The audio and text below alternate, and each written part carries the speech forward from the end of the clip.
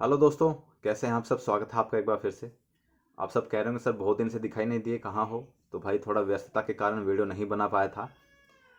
तो आप सब लोगों के क्वेश्चंस लेकिन लगातार आ रहे हैं, लगातार पूछे जा रहे हैं क्वेश्चंस।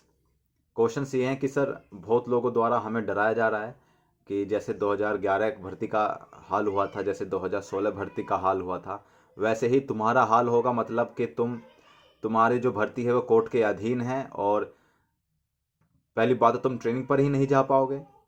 ये डराया जा रहा है सिलेक्टेड लोगों को कि पहली बात तो तुम ट्रेनिंग पर ही नहीं जा पाओगे, और अगर ट्रेनिंग पर चले गए तो फिर वहाँ से वापस आपको आना पड़ेगा।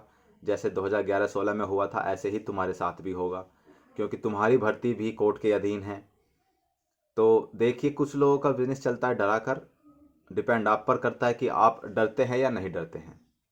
ठीक है, तो उसके लिए डरने की ज़रूरत नहीं है। आप सब लोगों के जो क्वेश्चंस है उसका आंसर मैं दे देता हूँ। क्वेश्चंस तो ये हैं कि सर ये बताइए कि हमारी जो भर्ती कोर्ट के अधीन है, जैसे कि आप सब लोगों को पता है कि रिट के अधीन तुम्हारी भी भर्ती है, तो सर क्या ऐसा हो सकता है कि हम लोग ट्रेनिंग पर ना जा पाएँ। तो देखिए, कोर्ट ने कभी ये नहीं कहा कि आप सब लोग ट्रेनिंग नहीं कर पाएंगे। कोर्ट ने कभी ये नहीं कहा कि आपको ट्रेनिंग पर जाने के लिए मेरी अनुमति की ज़रूरत होगी।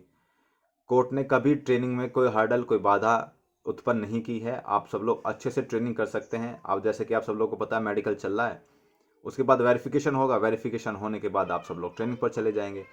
तो आप सब लोग ट्रेनिंग पर जाएंगे, ज़रूर जाएंगे, आप सब लोग अच्छे से ट्रेनिंग करेंगे।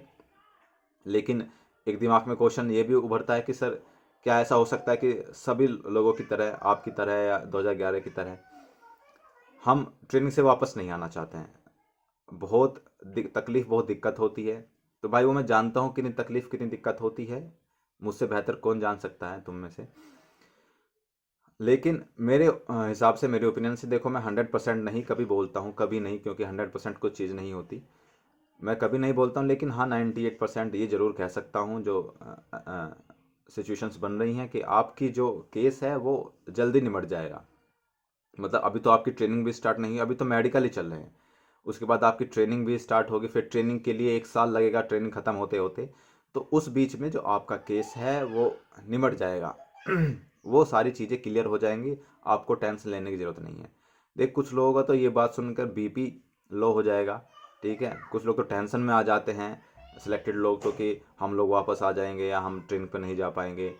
तो ज़्यादा डरने की ज़रूरत नहीं है। अगर आप सिलेक्टेड हैं तो सिलेक्टेड हैं, कोई ज़्यादा प्रॉब्लम नहीं होगी। ठीक है, तो मेन बात ये, दूसरी क्वेश्चन ये था कि सर एक बात और बता दीजिए कि अगर हम लोग ट्रेनिंग पर चले गए तो ऐसा हो सकता है कि अगर ये हमारा जो केस है वो डिस्पोज नहीं होता है, सोल्व नहीं होता है तब तक, तो क्या हम वापस आ सकते हैं। ये सबसे मेन क्वेश्चन है। तो क्या हम वापस आ सकते हैं घर पे।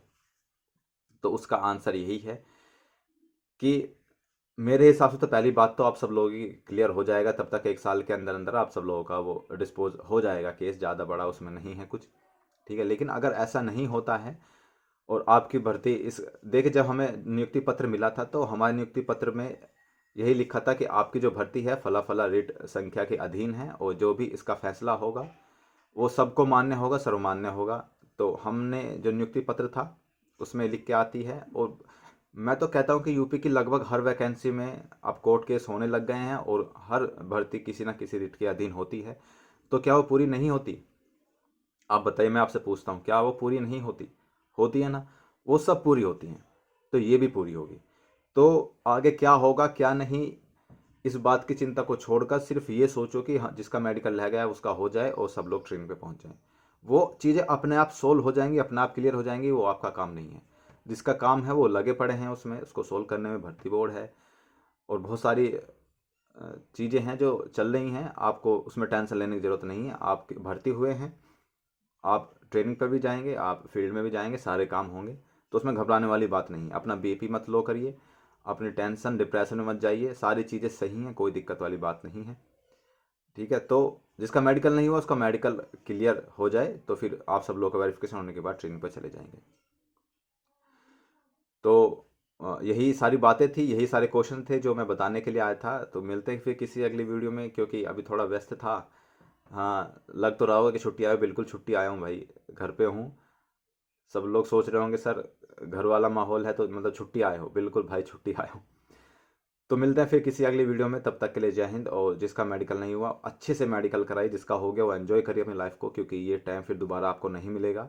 मेडिकल होने के बाद और ट्रेनिंग पर जाने से पहले का जो टाइम होता है वो एंजॉय करने का होता है, और फैमिली के साथ फ्रेंड्स के साथ कहीं घूमो फिरो, ऐश करो मौज करो, ज़्यादा प्रॉब्लम अब नहीं होगी, ठीक है।